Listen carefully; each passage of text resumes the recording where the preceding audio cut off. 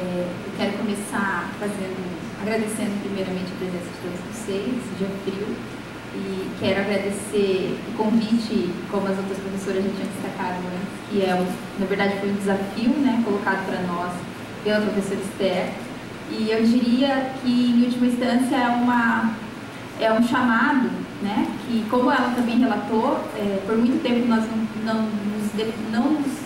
talvez não nos voltamos, né, a essa problemática, a existência dessa ausência, e estivemos, né, por muito tempo imersos dentro dessa perspectiva de uma neutralidade, né, de gênero que estaria presente na universidade. A gente, né, de alguma forma não nos atentamos a isso.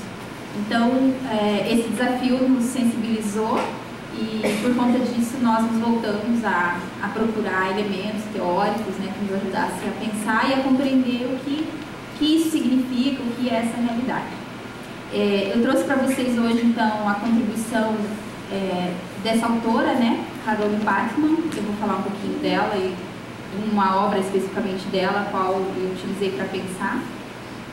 E a crítica que ela vai elaborar a partir de uma crítica feminista, né, portanto, aos pressupostos do pensamento político ocidental. Eu vou destacar, claro, alguns elementos, né, que for possível, né, por conta do tempo aqui, mas na verdade é um convite para que a gente possa se aprofundar na leitura e compreender melhor a contribuição que ela nos faz, né, para pensar.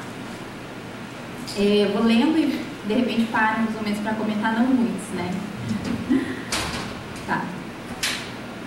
Debruçar-nos sobre as atuais formas de organização social e política, na tentativa de entender a lógica da desigualdade que ainda predomina entre homens e mulheres, é um exercício que, cedo ou tarde, nos impele a olhar o passado. Um olhar em busca da gênese de uma tal ordem vigente, em que práticas de subjugação e dominação entre indivíduos de uma mesma espécie, a espécie humana, foi naturalizada. Um olhar que, para ver, precisa empreender a complexa tarefa de ir compondo a imagem de uma realidade praticamente invisível. E a imagem de um problema, e aqui eu vou fazer uma referência a Beth Friedan, que já em 1963 nomeou isso, né? A imagem de um problema que não tem nome, mas que nem por isso deixa de existir. Neste exercício, importa primordialmente compreender que interesses e relações de poder manipulam e produzem, estrategicamente talvez, tal invisibilidade. Concretizá-lo através deste movimento de retorno não significa descuidar do presente ou desvalorizar uma realidade que, embora se distancie em muitos aspectos de modelos em vigor há 100 ou mesmo há 50 anos atrás, ainda é marcada pela supressão das mulheres da esfera da visibilidade e da igualdade. Deixa eu localizar. Significa, antes, que a reflexão sobre o presente, a reflexão ativa e objetiva, constitui-se inevitavelmente como tarefa crítica de análise e reinterpretação da tradição teórica que fundamenta o modo como as instituições políticas são atualmente compreendidas. Para fazê-lo, segundo a orientação de Carole Pattman, é preciso encarar com novos olhos o legado do qual somos herdeiros diretos, em busca de uma dimensão perdida, uma dimensão que foi suprimida das teorias. Pattman, a autora da qual nós tratamos aqui, é uma cientista política e professora da Universidade de Sydney, na Austrália. E ela publica, em fins do século XX, a obra O Contrato Sexual. Essa obra marca sua inserção na problemática feminista e é dessa obra especificamente que nós utilizamos para essa fala. Segundo o relato de Pattman, após anos de estudo e trabalho sobre as teorias modernas que dão origem e buscam legitimar o modelo de sociedade civil e de direito político por meio da ideia de um contrato original, ela se deu conta de que os teóricos clássicos deixaram de lado um legado de problemas sobre a incorporação das mulheres e de seus compromissos na sociedade civil. Problemas estes também ignorados pela maior parte das discussões políticas contemporâneas. Realizando, então, uma inovadora leitura da tradição do pensamento político ocidental, Pachman questiona essa falha na origem da teorização sobre as formas contratuais e apresenta uma reinterpretação feminista de um dos seus elementos-chave, a noção de contrato social. De acordo com a narrativa contratualista, que dominou a filosofia política dos séculos XVII e XVIII, o contrato seria o dispositivo que formaliza a igualdade e a liberdade civil. Contudo, o arcabouço teórico que delineia as teorias liberais em sua gênese, por meio dos pioneiros tratados de teóricos contratualistas, deixam revelar que em seus ideais de igualdade e liberdade, as mulheres não estavam inclusas. Essa constatação torna explícitas as lacunas e os paradoxos de uma tal teoria, que, embora preconize a universalidade do princípio de igualdade, revela-se, com a inserção da categoria gênero, como definidora de assimetrias e exclusões. Sigamos com as palavras de Pachman, então, na direção de uma crítica ao contrato. Cito Pachman. A teoria do contrato social convencionalmente é apresentada como uma história sobre a liberdade. Uma interpretação do contrato original é a de que os homens, em estado natural, trocaram as inseguranças dessa liberdade pela liberdade civil e equitativa, salvaguardada pelo Estado. A liberdade, segundo essa interpretação, é universal na sociedade civil. Fim de citação. Com esse discurso, os teóricos contratualistas conseguem persuadir de forma eficaz diferentes grupos sociais, inclusive aqueles tradicionalmente considerados subalternos, por exemplo, as mulheres, os quais se consideraram contemplados por tais valores. Contudo, a formalidade e a abstração ocultavam a real concretude do indivíduo liberal protegido pelas declarações de direitos. Para Pachman, leituras como esta apresentada acima não mencionam que há mais coisas em jogo além da liberdade. Segundo sua teoria, cito Pachman, na verdade, o contrato original cria a liberdade e a dominação. A liberdade do homem e a sujeição da mulher derivam do contrato original, e o sentido da liberdade civil não pode ser compreendido sem a metade perdida da história, que revela como o direito patriarcal dos homens sobre as mulheres é criado pelo contrato. A liberdade civil, portanto, não é universal, é um atributo masculino e depende do direito patriarcal. Fim de citação. Reler a história da tradição contratualista implica, para essa autora, restaurar conceitos que podem aparentar estar já esgotados em seu sentido. Um destes é o conceito de patriarcado, que lhe serve como uma ferramenta para designar o fenômeno perene da dominação masculina, mesmo em circunstâncias políticas que se renovam com o passar do tempo. Em sua acepção mais comum, que remete a seu sentido literal, o termo refere-se a regime paterno, regime em que o poder e o direito político estavam fundamentados no poder reprodutor do pai. Historicamente, o patriarcado faz remissão a uma determinada forma de organização doméstica, em que prevalece a autoridade paterna, ou a uma forma de organização política, em que a autoridade do governante é análoga à organização patriarcal da família. A proeminência deste sentido mais restrito do conceito levou muitas feministas a contestarem o seu uso para descrever as sociedades contemporâneas. Para Pachman, contudo, importa menos se ater a uma suposta essência invariável expressa pelo conceito de patriarcado e mais apreender como o fenômeno estrutural da dominação masculina é capaz de subsistir mesmo quando as formas que adotava são alteradas. Segundo essa autora, então, o patriarcado deixou de ser paternal há muito tempo. A sociedade civil moderna não está estruturada no parentesco e no poder dos pais. No mundo moderno, as mulheres são subordinadas aos homens enquanto homens, ou enquanto fraternidade. O contrato original é feito depois da derrota política do pai e cria o patriarcado fraternal moderno. Fim de citação. Afinal, embora prescindindo da figura do pai, trata-se de uma estrutura social em que se verifica a igualdade entre homens e a submissão coletiva das mulheres. Pachmann denomina patriarcado fraternal esse fenômeno da dominação e intitula de contrato sexual seu mecanismo de instauração. Para ela, as narrativas sobre a instauração do contrato social omitem essa metade do acordo, que indica como, por meio da incorporação do direito conjugal em suas teorias, se legitima o poder que os homens exercem sobre as mulheres. Com isso, ela consegue demonstrar que, embora se tenha constituído de forma oculta, esta foi uma etapa necessária do patriarcado político. Nesse sentido, ela não vê contraposição entre a organização contratual e patriarcado, mas vê na forma contratual o meio pelo qual se constitui o patriarcado moderno. Processo que revela não a superação desse modelo, mas a sua reformulação.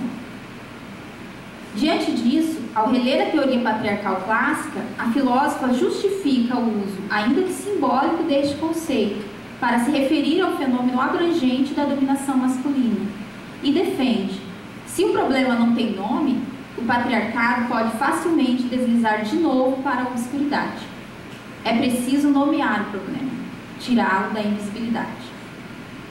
Outro elemento destacado por Pachmann, o qual já havia sido apontado por Mary Wollstonecraft em 1972, diz respeito à estrutura bifurcada que constitui a sociedade criada através do contrato original. A sociedade civil patriarcal está dividida em duas esferas, uma pública e outra privada, mas a atenção fica voltada para apenas uma delas, a esfera política. Se observarmos com atenção as narrativas contratualistas tradicionais, na passagem de um suposto estado de natureza ao estado social, as mulheres estão ausentes do pacto de associação. Não que sejam deixadas para trás e continuem na esfera pré-social. Elas são consideradas desqualificadas para participar dos contratos, o que é justificado de diferentes formas de acordo com cada teórico. Alguns afirmam haver uma incapacidade natural, uma suposta inferioridade racional natural da mulher. Outros apresentam razões circunstanciais, a fragilidade gerada por ocasião da maternidade, por exemplo. Para Pachmann, tais teses, nas quais uma inferioridade é deduzida de uma diferença biológica e é utilizada para fundamentar a exclusão das mulheres do espaço político, consistem numa construção do patriarcalismo que estabelece as imagens da feminilidade e da masculinidade que venceram na história do pensamento, as quais nós colhemos ainda hoje seus frutos. Esta representa, portanto, a principal estratégia da ideologia patriarcal, a qual serve para disfarçar a relevância política da diferença sexual. Ouçamos suas palavras. A diferença sexual é uma diferença política. A diferença sexual é a diferença entre liberdade e sujeição. As mulheres não participam do contrato original através do qual os homens transformam sua liberdade natural na segurança da liberdade civil. E desta forma, a liberdade civil do homem depende do direito patriarcal. Com tal artifício, a feminilidade passa a ser caracterizada por um destino biológico a ser cumprido, a maternidade e o cuidado dos filhos, o que serve para justificar o confinamento das mulheres no âmbito do lar. A rígida cisão imposta entre o âmbito público, domínio de realização da subjetividade masculina, orientada pelos princípios da igualdade e da liberdade, e o âmbito privado, espaço da reprodução, do biológico e da expressão da identidade feminina, legitimou a alocação de indivíduos em distintos modos e esferas da vida com base em diferenças biológicas e sexuais. Seria ingênuo, certamente, propor uma equivalência direta entre a realidade do século XVIII com o século XIX ou mesmo com o século XX. É preciso reconhecer os avanços de pautas importantes, por exemplo, em relação aos contratos matrimoniais. Contudo, não se pode negar que essa cultura reverbera ainda hoje, estando presente e ativa nas instituições e nas formas de pensar o mundo. tanto nas relações de poder assimétricas entre homens e mulheres no espaço doméstico familiar, quanto nas práticas naturalizadas de distribuição de vantagens e oportunidades em prejuízo do gênero feminino presentes no espaço político. Como afirma Pátima, então, a construção da diferença entre os sexos enquanto diferença entre a liberdade e a sujeição não é fundamental apenas para uma célebre história política. A estrutura de nossa sociedade, de nossas vidas cotidianas, incorpora a concepção patriarcal de diferença sexual. Fim de citação. Obviamente, as relações de subordinação direta de uma mulher específica a um homem específico, modelo que caracteriza o patriarcado histórico, foram substituídas nas sociedades ocidentais contemporâneas quase completamente por formas institucionalizadas e estruturas impessoais de dominação. Nos últimos anos, as mulheres conquistaram direito à educação, acesso ao trabalho e à esfera pública, mas não se pode negar que permanecem em posição subordinada nestes espaços, como nós vimos nos números, né?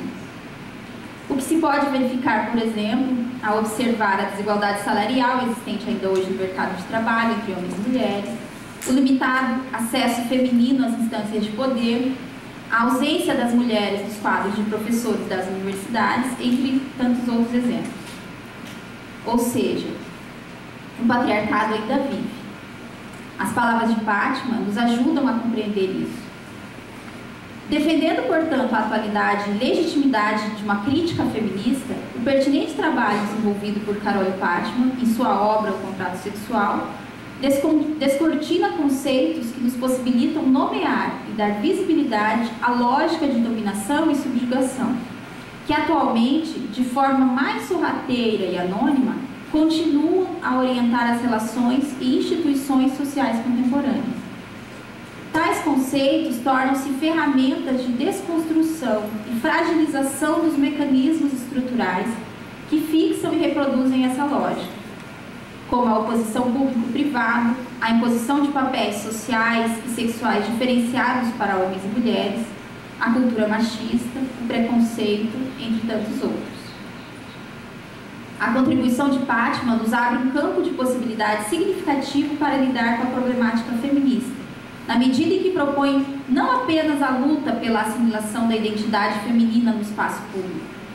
Mais do que isso, preconiza o questionamento mais amplo dessa estrutura social, construída sob uma bifurcação que serve de substrato legitimador de exclusões.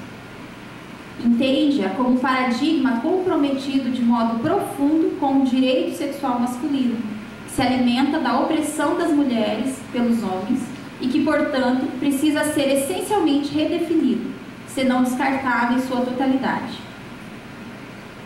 Vê-se que, além do esforço de desnaturalizar as práticas de dominação correntes e as instituições que as legitimam, o trabalho de Pátima opera uma apologia à emancipação feminina, ato fundamental para alcançar a mudança desejada.